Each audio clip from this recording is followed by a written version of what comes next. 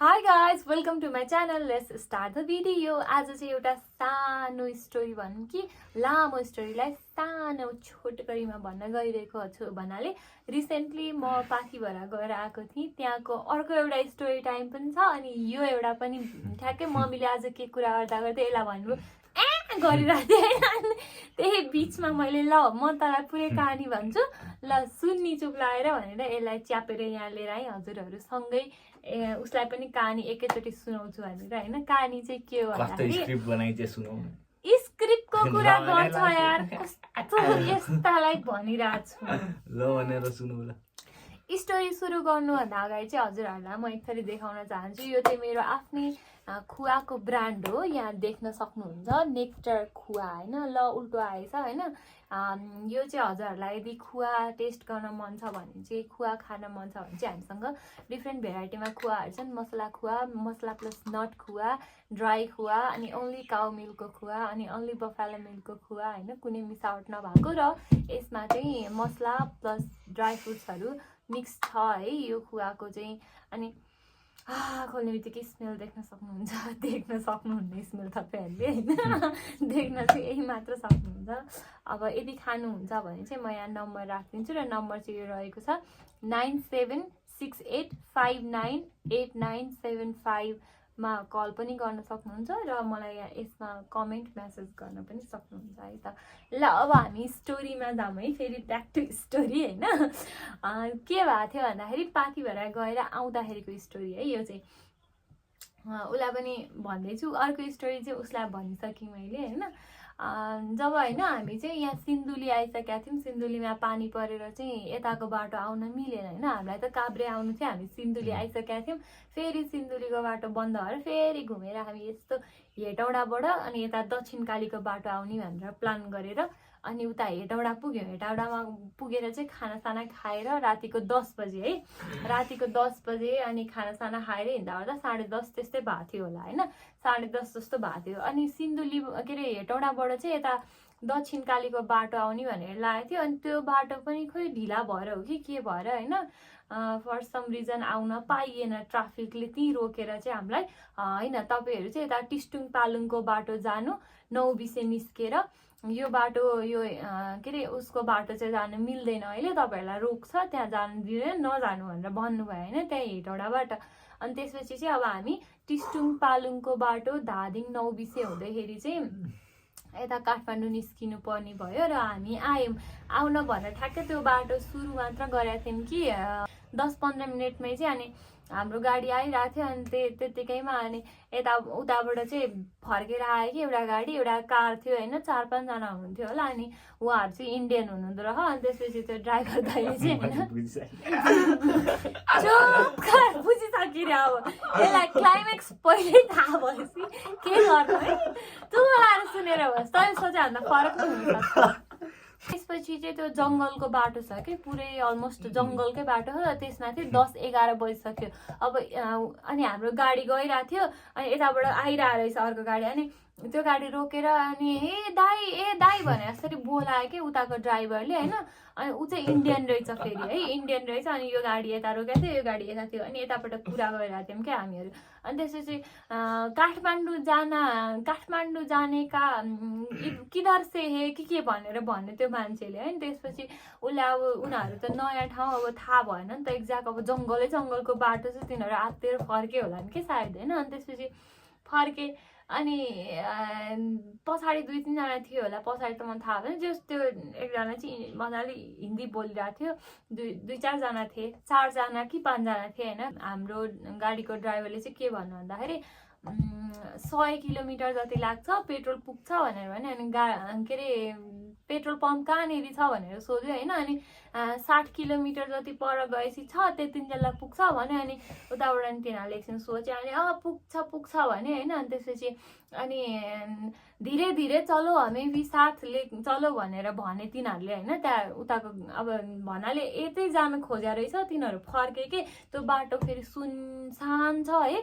अनि राति भयो, अब उनीहरू नयाँ ठाउँमा त डर हुन्छ नि त, जङ्गलको बाटो जेने भयो नि। अनि प्राइभेट गाडीमा जम्मा 4 जना होइन। अनि त्यसमाथि हाम्रोमा चाहिँ 14 जना थियौँ होइन। अनि यता गइरहेछ हाम्रो गाडी अनि उनीहरू यताबाट मोडेर अनि पछाडि आयो उसले पहिले अनि बिस्तारै हिँड्नु है भनिरहेको थियो नि त अनि त्योहरू बिस्तारै हिँडिरहेको थियो अनि त्यो गाडी हाम्रो पछाडि पछाडि आइरहेको थियो गइरहेको थियो होइन अनि आधा घन्टा 45 मिनट सँगसँगै दुईवटा गाडी गइरहेको थियो सँगसँगै भन्नाले अलि पछाडि थियो त्यो गाडी अनि गइरहेको थियो होइन अनि त्यसपछि भयो कहाँनिर त्यस्तै टिस्टुङ पालुङ समथिङ कहाँ पुगेको थियो खोइ एक्ज्याक्ट कहाँ पुगेको चाहिँ थाहा छैन जस जङ्गल छ कि एकदम भयङ्कर खाले जङ्गल होइन त्यही बाटोमा हामीले के अरे दुम्सी पनि देखेको सियालहरू पनि देखेको के देखा अब अनि रातभरि त्यही बाटो आयो नि त अनि सु गर्नलाई रोक्यो क्या हाम्रो गाडी चाहिँ होइन ब्रेक लिनलाई भनेर रोक्यो होइन एकैछिन रोक्ने भनेर अनि त्यसपछि ओह्रालो भिरालो उकालो ओह्रालो थियो नि त बाटो अनि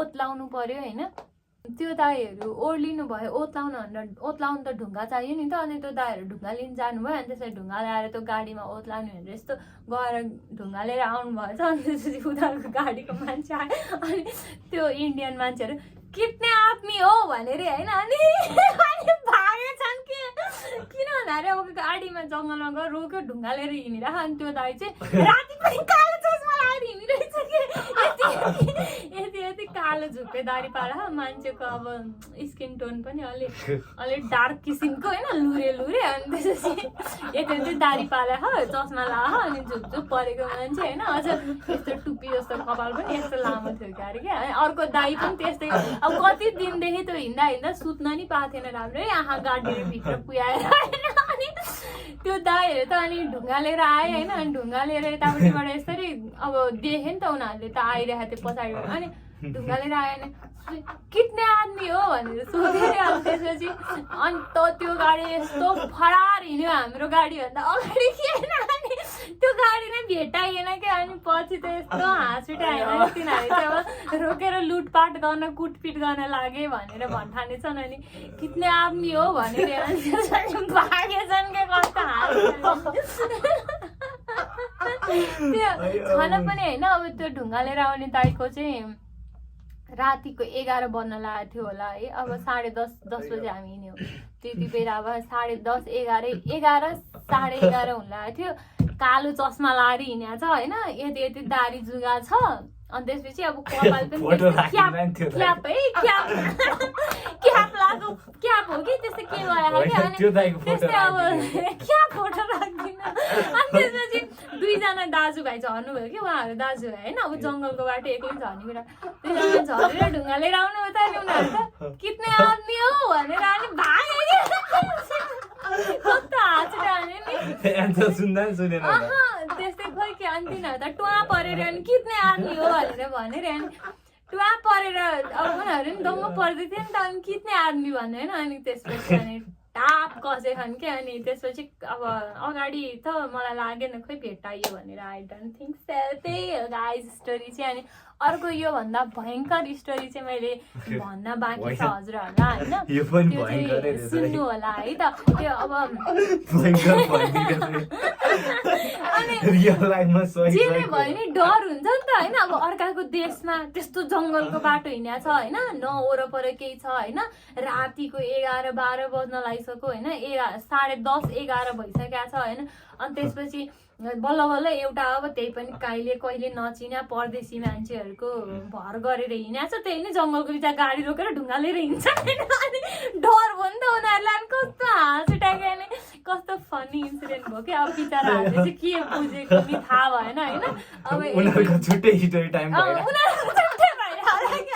हामीलाई अब यसरी यही बाटो भनेर लग्यो बिच बाटोमा गएर उनीहरूले गाडी रोकेर ढुङ्गासुङ्गा लिए अनि अरू के गरेर प्रिपेयर भएर बसेको थियो होला धन्न भाग्यो त्यस्तै सोचिरह होला नि क्या उनीहरूले चाहिँ त्यही हो गाइस ट्र्यापको लागि पेट्रोल पम्प यता भनेर लिएर आयो भनेर सोचिरह होला कि होइन त्यस्तो भित्रको बाटो त थिएन त्यहाँ जङ्गल हाइवे गइरहेको थियौँ बाटो पनि ठुलो होइन कि अनि फाटक फुट्टा त्यो 14 चक्के गाडीहरू जस्तो चाहिँ उडिरहेको थियो है त्यो दिन रातभरि म निदाइन त्यो गाडीमा अनि निदाउन लाग्छु अनि बाटो यस्तो हिँकाएको होइन त्यो गाडीका कोही